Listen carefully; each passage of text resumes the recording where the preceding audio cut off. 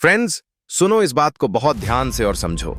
अगर तुम ऐसे इंसान बन गए हो कि सुबह उठते ही फोन पे अटैक कर देते हो, 2-4 घंटे फोन यूज करने के बाद जब भूख लगती है तब खाते हो, और खाने के बाद फिर से लेजी फील करते हो तो सो जाते हो, और जैसे ही उठते हो तो फिर से रील स्क्रॉल करना स्टार्ट कर देते हो, और अगर कोई अटेंशन हंग्री लड़की अपना बॉडी रील्स पे दिखा देती है तो तुम खुद को रोक नहीं पाते और पूरा दिन उस वीडियो पे वेस्ट कर देते हो।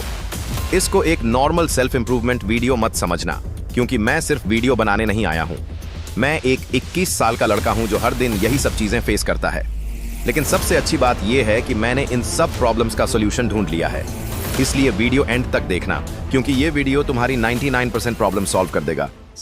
पॉइंट नंबर 1, क्या तुमने कभी नोटिस किया है कि जब तुम इंस्टाग्राम स्क्रॉल करते हो तो अंदर से सैड फील करते हो? लगता है मैं टाइम वेस्ट कर रहा हूं। वैसा ही जब किसी लड़की को देखकर तुम कंट्रोल नहीं कर पाते और मैस्टरबेशन कर लेते हो, उसके बाद भी गिल्टी फील करते हो कि गलत कर रहा हूं। और जब तुम काम पोस्टपोन करते हो जो करना चाहिए था और उससे बचने लगते हो, तब भी यही फीलिंग होती है कि आज का दिन भी वेस्ट कर दिया। इन तीनों चीजों में एक कॉमन बात है, हर बार सैडनेस आता है। यह सैडनेस एक अलार्म है जो हमें सिग्नल देता है कि भाई तू सही जिंदगी नहीं जी रहा। लेकिन जैसे ही यह सैडनेस आता है, हम समझते हैं कि शायद मुझे हैप्पीनेस चाहिए, और तुरंत वही चीज करने लगते हैं जो हमें थोड़ी देर का हैप्पीनेस देती है। लेकिन असल में हमने सैडनेस को रिमूव नहीं किया, सिर्फ उसके ऊपर हैप्पीनेस का ब्लैंकेट डाल दिया। जैसे ही हैप्पीनेस का नशा खत्म होता है, सैडनेस फिर वापस आ जाता है, क्योंकि सैडनेस कभी गया ही नहीं था। समझने की बात यह है कि तुम जब फ्री होते हो, कुछ एक्साइटिंग काम नहीं होता, तभी बॉडी डोमिनेट करती है और रैंडम थॉट्स आते हैं। तुम्हें लगता है शायद मैस्टरबेशन, रील्स या खाना खाने से सैडनेस चला जाएगा, लेकिन ऐसा होता नहीं। वो सैडनेस फिर से आ जाता है। मतलब तुम सैडनेस को सॉल्व नहीं कर रहे, सिर्फ उसको कवर कर रहे हो हैप्पीनेस के नशे से। और जब कोई चीज हमें रियलिटी से भुलाने में हेल्प करे, उसको एडिक्शन बोलते हैं। हमें लगा है कि एडिक्शन सिर्फ अल्कोहल और सिगरेट का होता है, लेकिन असल में हर वो चीज जो तुम्हें रियलिटी भुला दे, वो एडिक्शन है। चाहे वो इंस्टाग्राम रील्स हो, मैस्टरबेशन हो, गर्लफ्रेंड हो, खाना हो या सोना हो, सब एडिक्शन है। तुम सोचोगे कि अगर कोई इंसान इन सब से खुश है तो प्रॉब्लम क्या है? प्रॉब्लम यह है कि वो असली सौरों को कवर कर रहा है एक वेल ऑफ इंटॉक्सिकेशन से। और असली ट्रूथ यह है कि हमारा नेचुरल स्टेट कॉन्शियसनेस है। चाहे जितना इंटॉक्सिकेटेड रहो, एक टाइम बाद कॉन्शियसनेस वापस आएगा और फिर सैडनेस सामने खड़ा मिलेगा। पॉइंट नंबर 2, अगर तुम चाहते हो कि सैडनेस से फ्रीडम मिले तो सबसे पहले सैडनेस से भागना छोड़ना होगा। जितना तुम सैडनेस से डरोगे, उतना तुम हैप्पीनेस के पीछे भागोगे और उतना ही एडिक्शन में फंसते जाओगे। इसको एक प्रेशर कुकर एग्जांपल से समझो।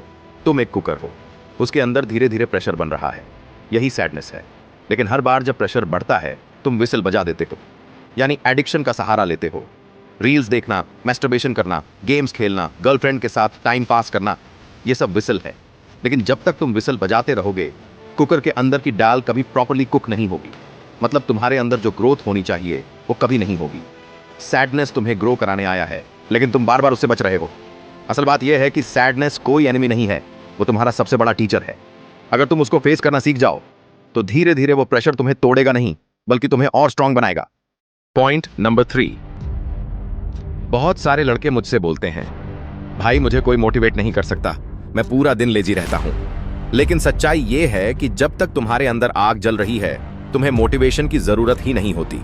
प्रॉब्लम यह है कि तुम हर बार उस आग को एडिक्शन से बुझा देते हो। जब तुम एडिक्शन छोड़ दोगे तो तुम्हें क्रेविंग्स और दर्द आएगा, तुम बेचैन महसूस करोगे। लेकिन वही क्रेविंग धीरे धीरे तुम्हारी जिंदगी बदलने की आग बन जाएगी। यही दर्द तुम्हें मजबूर करेगा कि तुम अपनी जिंदगी बदलो। इसे एक जलते हुए कमरे के उदाहरण से समझो। सोचो, तुम एक कमरे में बंद हो और उस कमरे में आग लगी हुई है। तुम्हारे सामने एक बोतल शराब रखी है।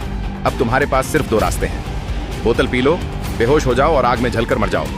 बोतल तोड़ दो और पूरी ताकत से बाहर निकलने की कोशिश करो।